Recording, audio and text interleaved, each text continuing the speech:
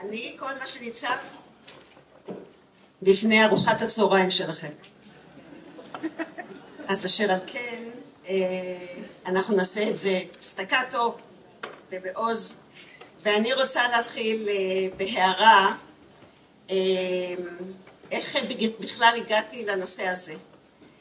הנושא הזה היה חלום של אבא שלי, הוריי הם שורדי שואה, הדוברת לפניי זה כבר סבא וסבתא, בטח יש כבר היום גם כאלה שזה סבא רבא וסבתא רבא. הוריי הם שורדי שואה, וכאשר סיימתי את ה-MA וזה אפשר לי להמשיך לדוקטורט, הדבר הכי חשוב בבית שלנו כשורדי שואה היה השכלה, לא תארים, השכלה. אתם יודעים שיש הבדל בין השניים. ולכן אבא שלי אמר, טוב, אפילו בלי לשאול אותי, אני חושב שעכשיו צריך שאת תכתבי את הדוקטורט הראשון על ניצולי השואה בישראל. אשר על כן אני משייטת קודם כל בין המושג ניצולי ושורדי, כי שורדי זה וריאציה חדשה יחסית. והדבר השני, מה גרם לו לרצות שאני אכתוב את הדבר הזה, אנחנו נגלה במהלך המסע שאנחנו הולכים לצאת אליו ברגע זה. אני חשבתי שהנושא נפלא, והלכתי למורי ורבי יהודה באואר, כי הייתי בטוחה שכבר נכתבו עליו 100 דוקטורטים, וכמו היום אני זוכרת את התגובה שלו, שאמרתי לו שזה יהיה נושא הדוקטורט שלי, הוא אמר סוף סוף נמצא גואל לנושא. ואני הופתעתי קשות, מפני שבאמת זה לא היה בימי הביניים המוקדמים, זה היה בשלהי שנות ה-80 של המאה שעברה, אבל זה גם לא מי יודע מה שנים.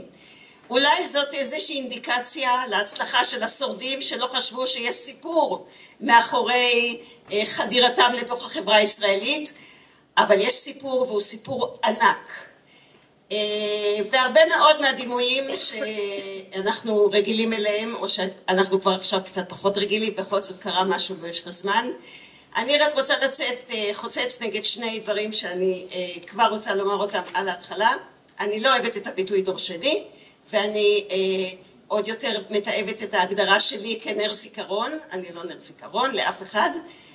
והדבר השלישי זה לצאת חוצץ נגד אחד הסרטים שעשו את הנזק הכי גדול לדימוי של שורדי השואה, וזה הסרט הקיץ של אביה, שתיאר בעצם איזו דמות קולקטיבית של שורדי שואה שהם כולם חולי נפש ומתעללים בילדיהם, כאשר זה הוצג גם כסיפור ביוגרפי, מה שלא היה, מה שהוא סיפור להדם, כי גילה אלמגור איננה קשורה בכלל למשפחה של שורדי שואה.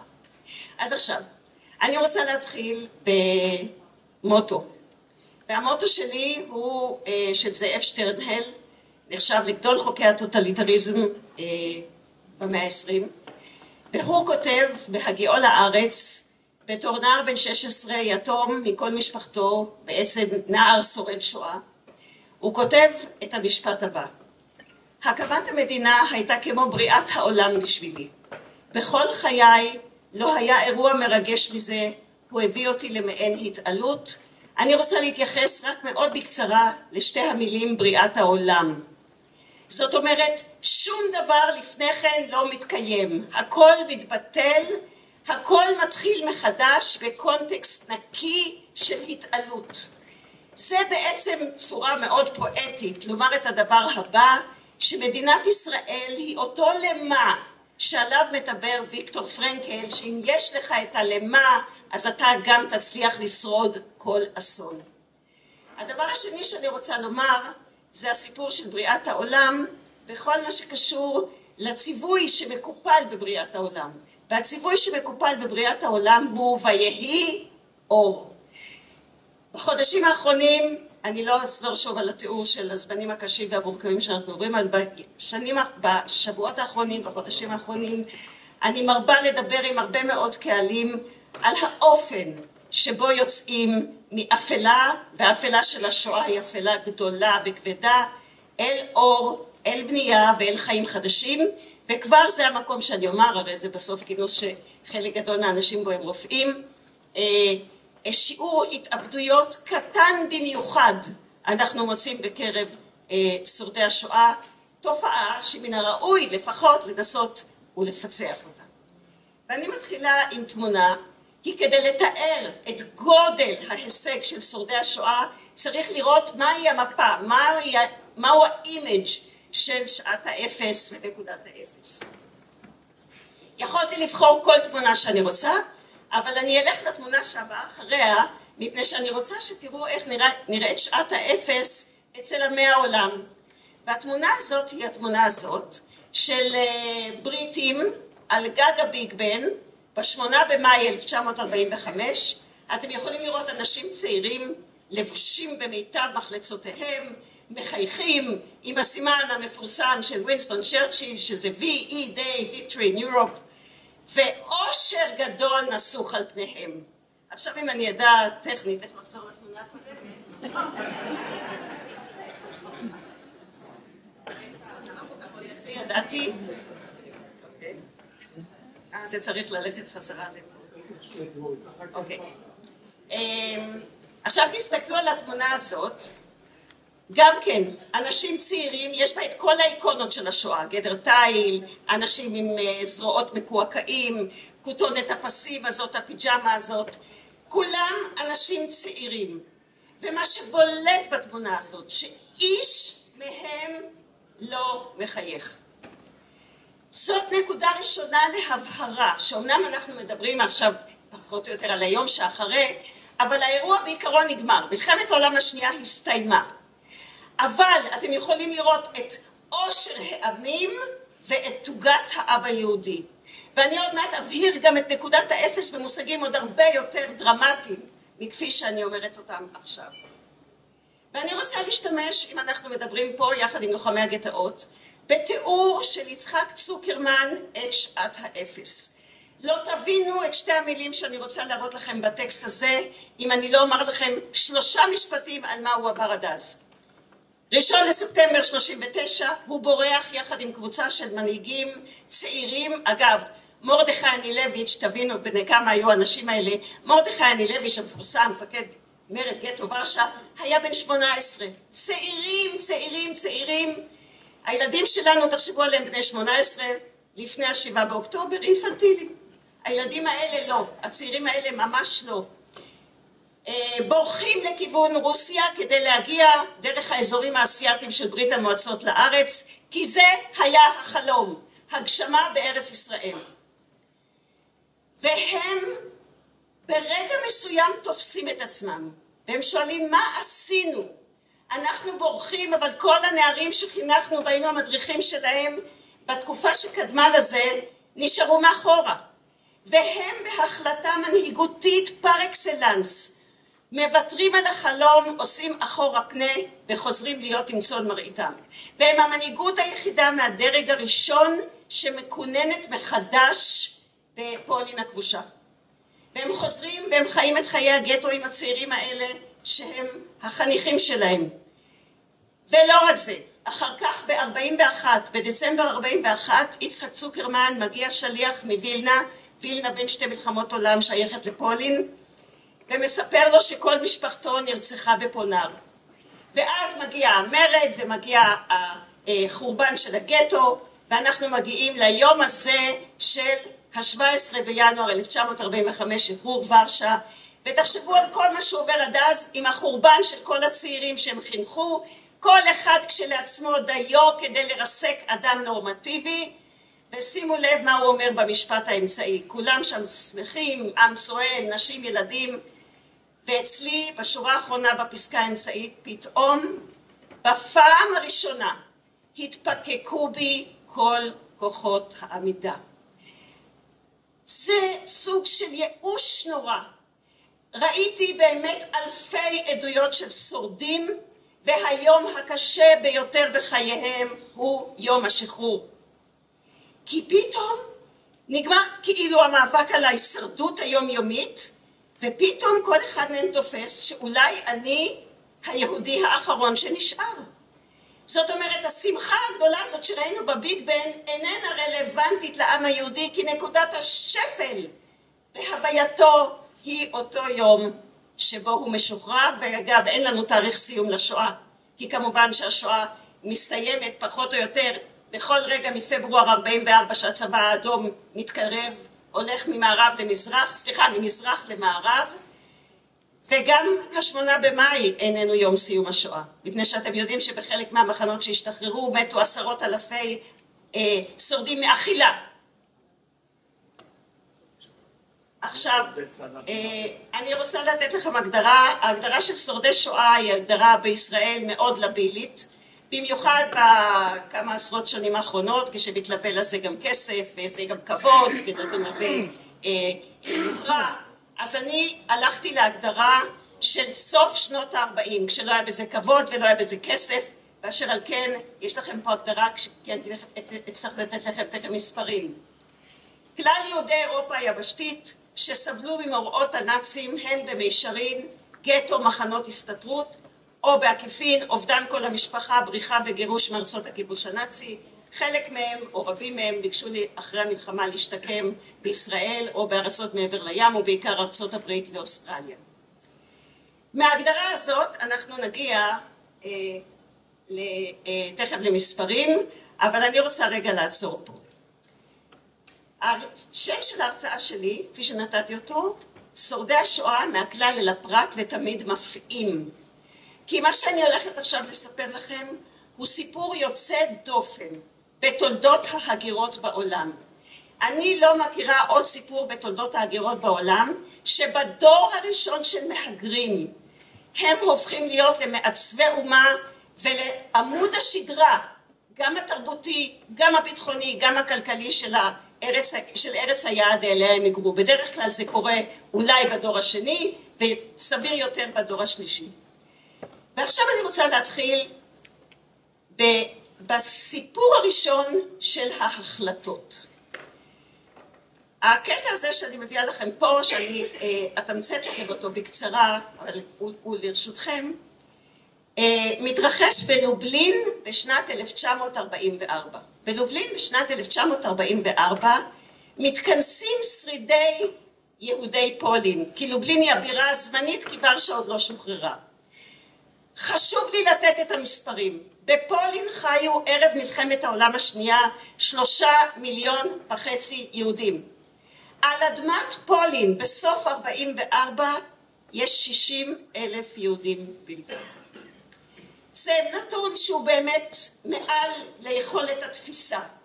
זאת אומרת, אחד מעיר, כמו שאנחנו אומרים, אחד מעיר, שניים מהעיירה ותו לא. ועולות שם, מתחילים לדבר מה עכשיו ומה נעשה וכולי, מפני שכשקראנו מקודם את יצחק צוקרמן, ברור שהתגובה הראשונה ההגיונית למה שקרה הוא ייאוש. אבל אין ייאוש. איך אנחנו נפרש את האין ייאוש הזה?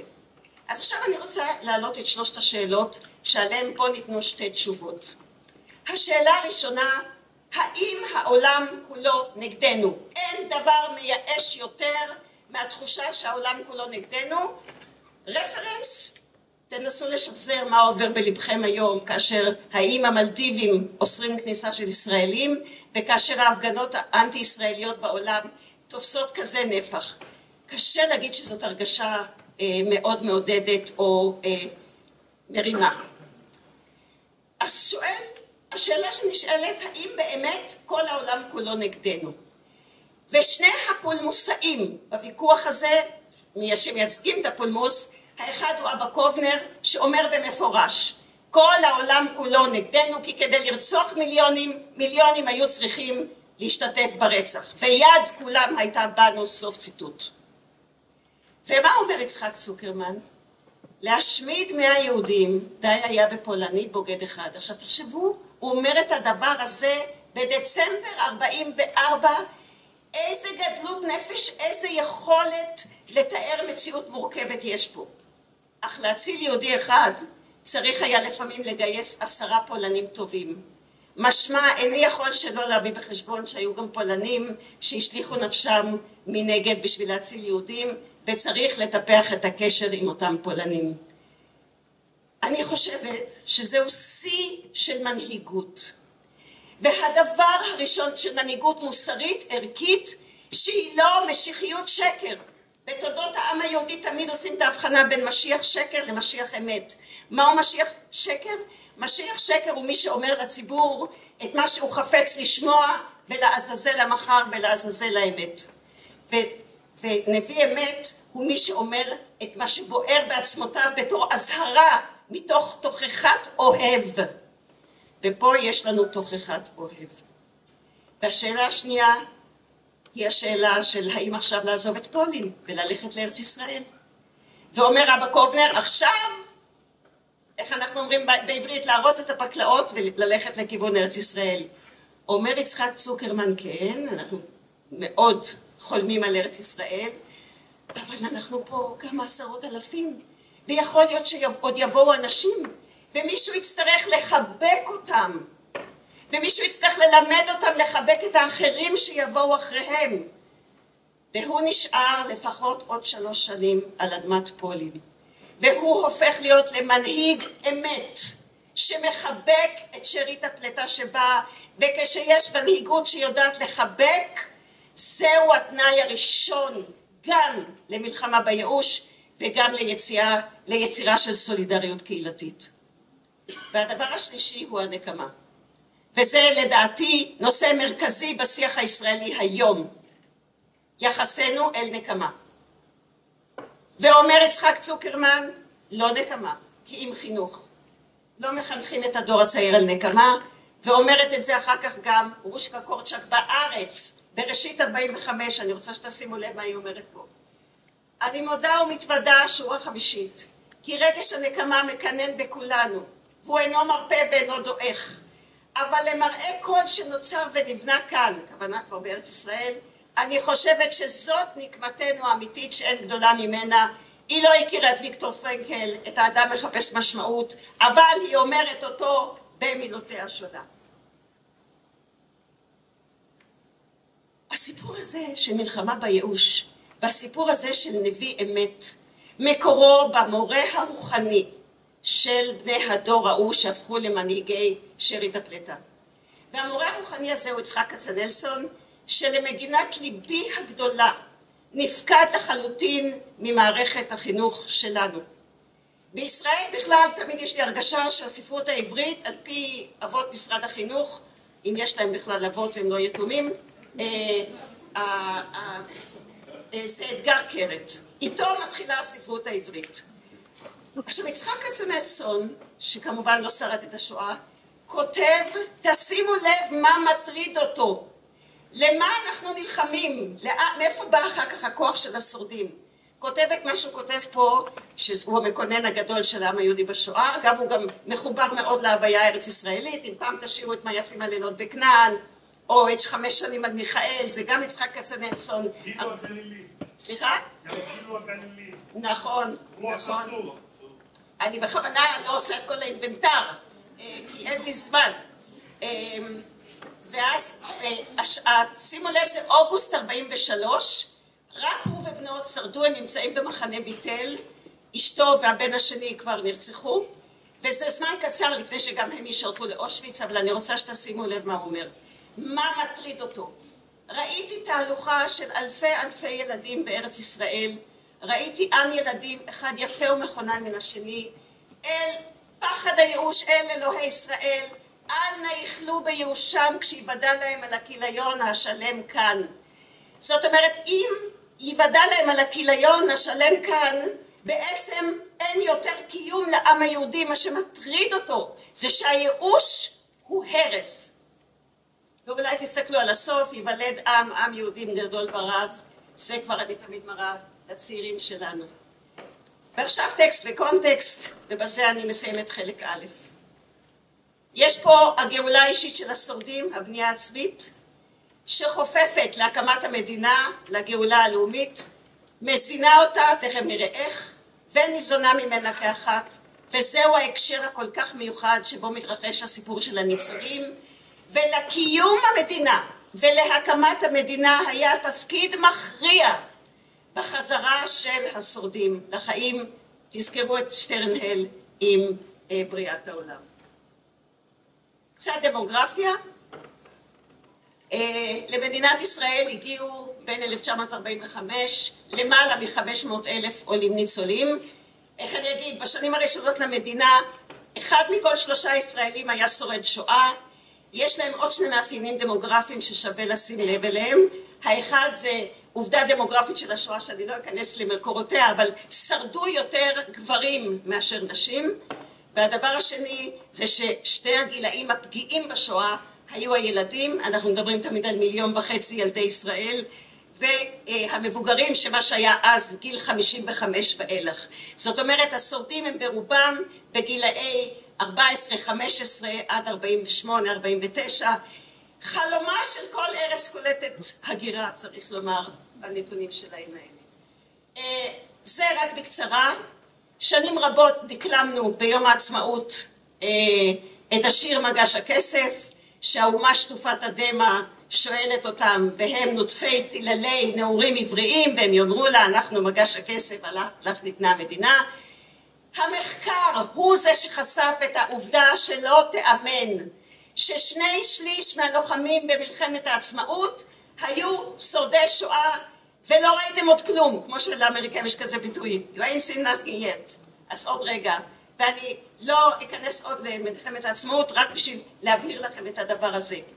הרבה מאוד פעמים הסטודנטים שלי מתפלצים כשאנחנו נכנסים לסוגיה של חוק בנים יחידים, שעבר במרץ 1948, ושפטר כאילו בשפה של החוק את בני הארץ שיש להם הורים ואין להם אחות משירות בפלמ"ח ובחיש, חילות השדה.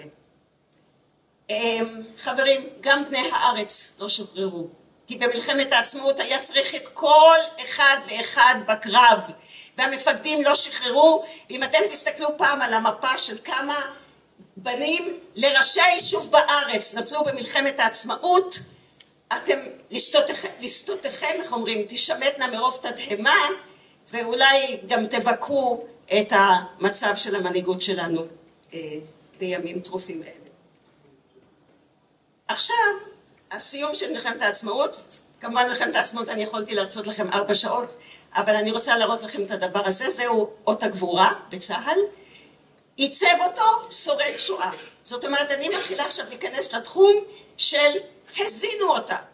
את הסמל הזה עיצב שורד שואה, סמל הגבורה העילאית של מדינת ישראל, כאשר אנחנו תמיד מדברים על אותו משפט של הלכו למותם כצאן הטבח, והנה המעצב של הגבורה הישראלית הוא דן רייזינגר, חתן פרס ישראל לגרפיקה בישראל, שורד שואה, שאני אחר כך אראה לכם כמה הוא משפיע על חייכם היום, בכל מקום שאתם מסתובבים אליו.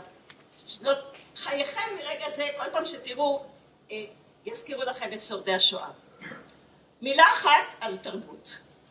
תרבות זה בכלל תחום שמהגרים נכנסים אליו ומשפיעים עליו רק בשלב הרבה יותר מאוחר. והנה אני עושה לכם את זה מאוד סטקטו. מילה אחת על דוש, שבעצם עיצב את הפרוטוטיפ של הישראלי. קישון מגדיר את הדבר הזה, כוחו בעוצמת הרעיון, לשונו לשון הסמלים. דוש הנציח הגישושים בלבטים, שפה שירה של סמלים, שחסרו בארץ עד הופעתו ושמתעלים כעת לערכים לאומיים נחלתם של כל העם. כשהוא עושה את זה הוא נמצא פה 3.5 שנים בלבד אחרי השואה, ומתרבות הונגרית, חברים. זו התרבות האחת, מכירה ממשפחתי, שאי אפשר להיפטר ממנה. אז הנה דוגמה אחת של זה, ועכשיו נעשה כמה פולנים יש להם? זה נפתלי בזם. אגב, התמונה המקורית של החוצב נמצאת במוזיאון לוחמי הגטאות עם המספר על היד. שרגא וייל, אתם יכולים לגגל, אני אפילו לא, חלק אתם מכירים, אין מי שלא מכיר את דירה להשכיר, הנאה גרה בעיניך, מי שסרטט זה שמוני כץ. אגב, חלק גדול פה מהצפון, קיבוץ געתון. הוא גם עיצב את חסמבה. יש פה אנשים שאני מזהה מהגילם, אז אני יודעת שחסמבה היה כמובן הקריאה האהובה עלינו. ומילה אחת על פאול קור. פעם כשהיינו עוברים את כל הפרוצדורות בשדה התעופה, אז יש כזאת ירידה שמובילה ישר לדיוטי פרי. ובירידה הזאת לאורכה היו כרזות של ישראל משנות ה-50, את כולן עיצב פאול קור, אבל הוא גם כתב את כספיון ואת כל הספרים שאנחנו מזינים בהם את הילדים. עכשיו כל הסמלים האלה זה חלק קטן מהסמלים שעיצב ניצול השואה דן רייזינגר. אמרתי לכם שמהיום תפתחו ידיעות אחרונות, תגידו וואלה, דן רייזינגר. תלכו לביטוח הלאומי, וואלה, דן רייזינגר. תלכו להצגה בהבימה, דן רייזינגר. זה כמעט לא יאומן, וזה הכל בדור הראשון, וכמובן מוזיאון השואה הראשון בעולם, שהוא חלק מההוויה הזאת שאנחנו עוברים פה. ואני עדיין בסיפור הכללי. אם יש מקום שבו משתנה מעמדם של שורדי השואה בישראל, זה במשפט אייכמן, כאשר יש איזון בין שני האירועים המרכזיים בתולדות עם ישראל בעת החדשה, הסיפור של שורדי השואה והסיפור של הקמת מדינת ישראל. בעצם עד סוף שנות ה-50 הקמת המדינה מאפילה מאוד על חוויית השואה.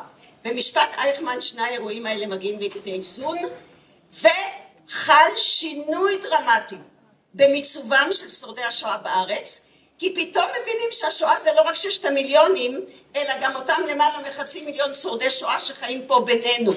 גם הם, חלק מסיפור השואה, הם לא סתם עולים חדשים. אז עכשיו, מי שהיטיב לנסח את הדבר הזה זה נתן אלתרמן, שכותב ב-61 מאמר שנקרא קלסתר הפנים. כולנו ידענו כי מתהלכים בתוכנו אנשים מהעולם ההוא, ראינו את הכרטיסן, פעם באוטובוס היו מוכרים כרטיסים, היה כזה בודקה בתוך האוטובוס, פתאום היה נגלה לנו המספר המקועקע, אבל מה שחשוב זה הסיפה של המשפט הזה. פתאום במשפט הזה, האנשים האלה שבאו ודיברו אלינו, הצטברו להכרה פתאומית וברורה, כי ישויות אלה אינן רק ציבור של פרטים, אלא מהות יסודית ותקיפה שטיבה וצלמה ואימת זיכרונותיה, הם חלק בל יימחה מטיבו וצלמו של העם החי שאנו משתייכים אליו, ורק בעם היהודי שזורה ומשולבת ישותם של אנשים אלה כחלק שגור של המבנה החברתי.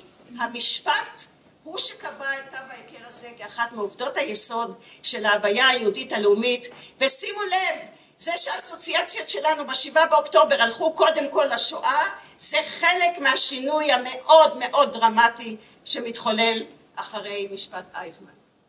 ועכשיו אנחנו נלך לחלק הפרטי.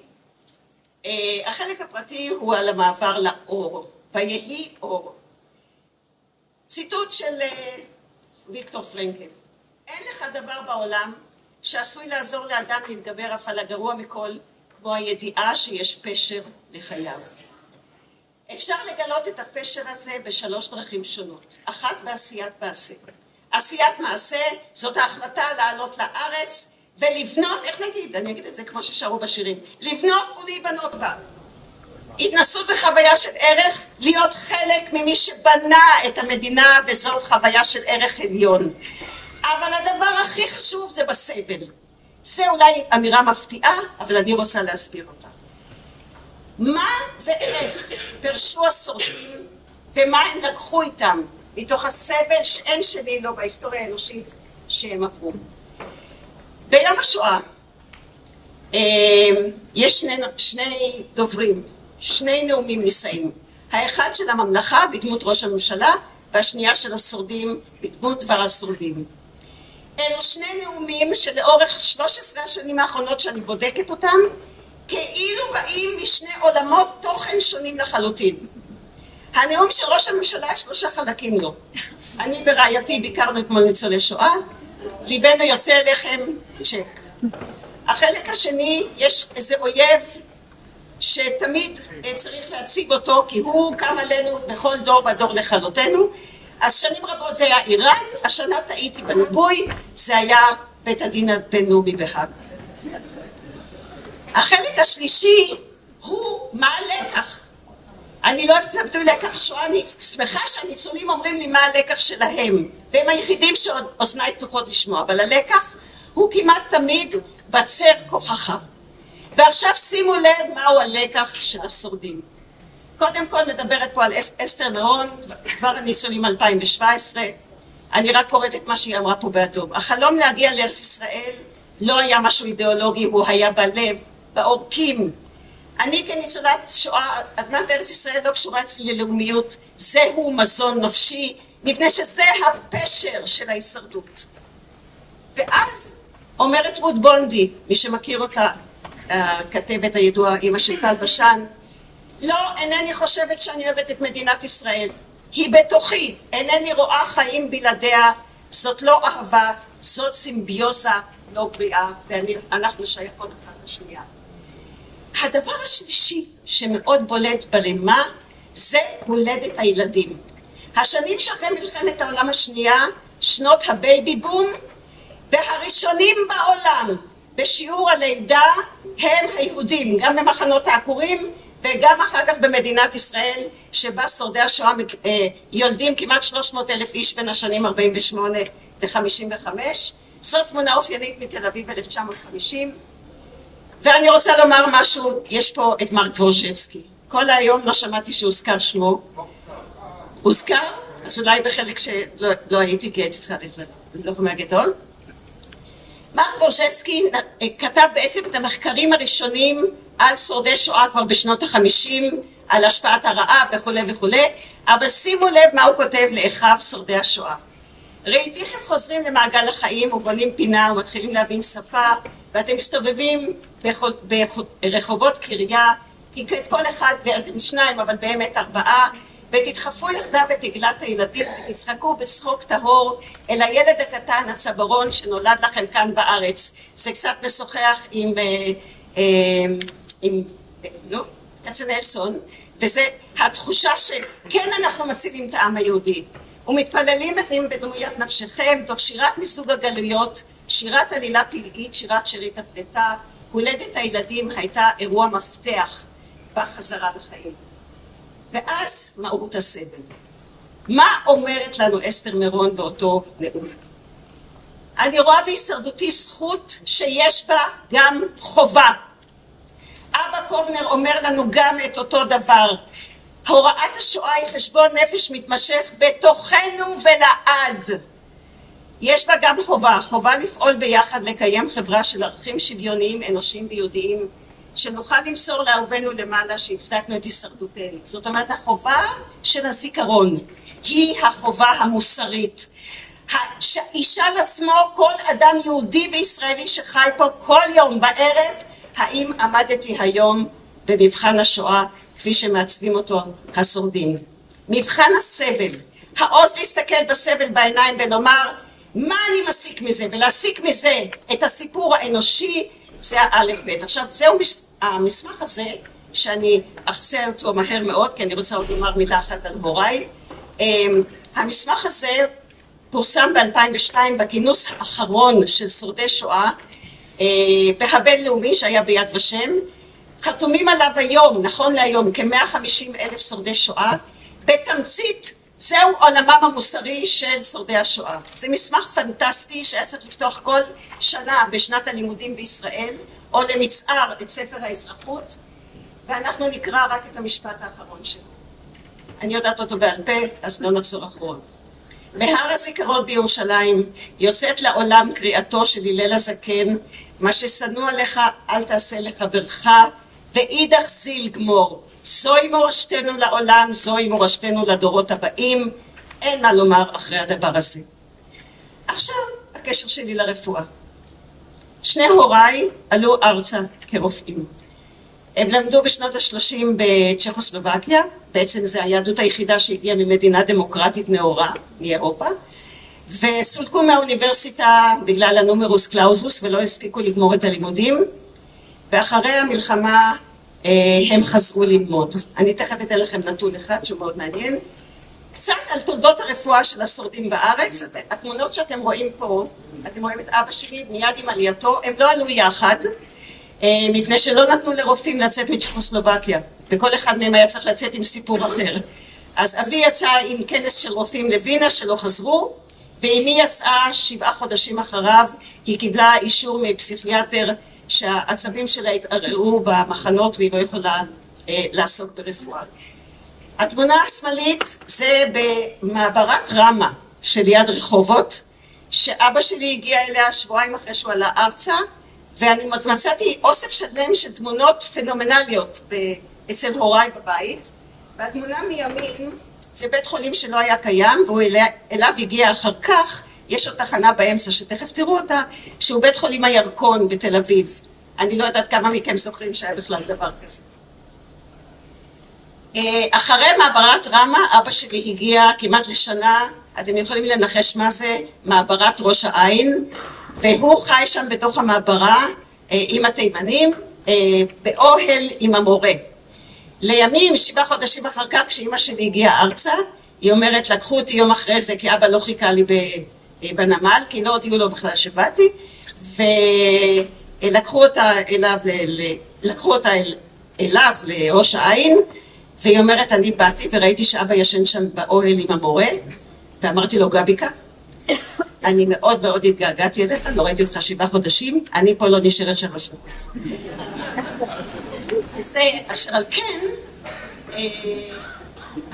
זה אחר כך הוא הגיע לתל השומר, ואחר כך הוא הגיע, וזה אני אומרת בשביל שני, אחר כך הוא הגיע לסורוקה והפך לחלוץ האורתופדיה בנגב, ובין מייסדי בית הספר לרפואה בבאר שבע, שהיה פעם בית ספר אגב, שהיו נותני קבלה מיוחדים, לא ניסו להיות גאונים, הספיקו 2 שמיניות בבחינת הבגרות, כי הם רצו אנשים שהם, יש להם נשמה יתרה ולאו דווקא גאוני הדור.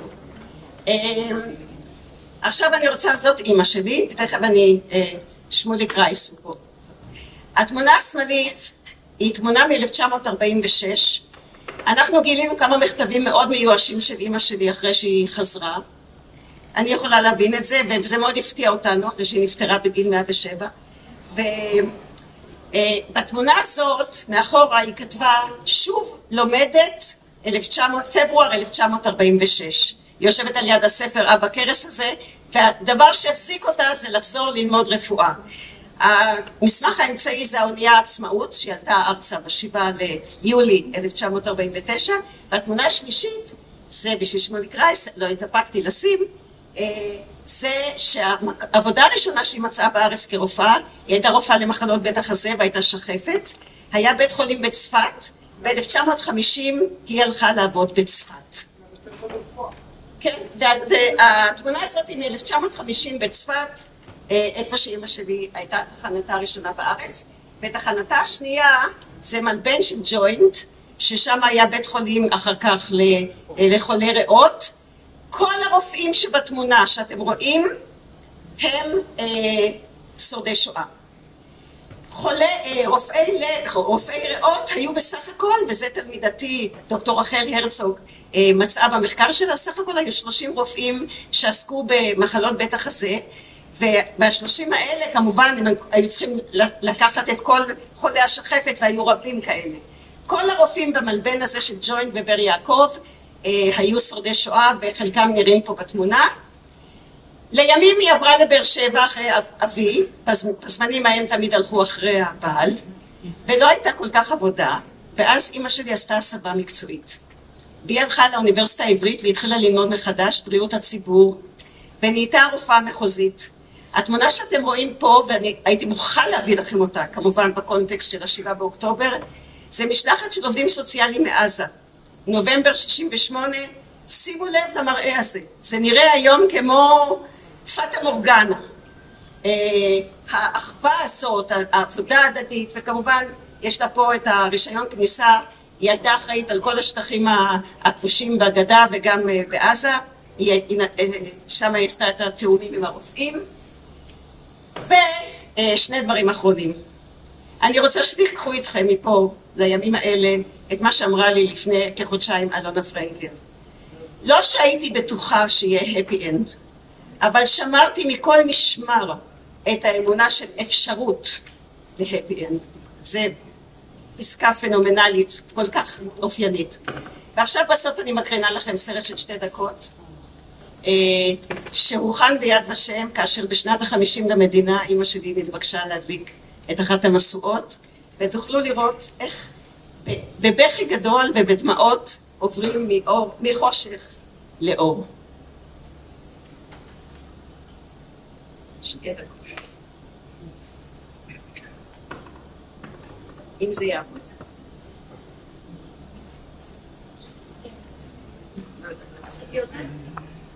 חבל.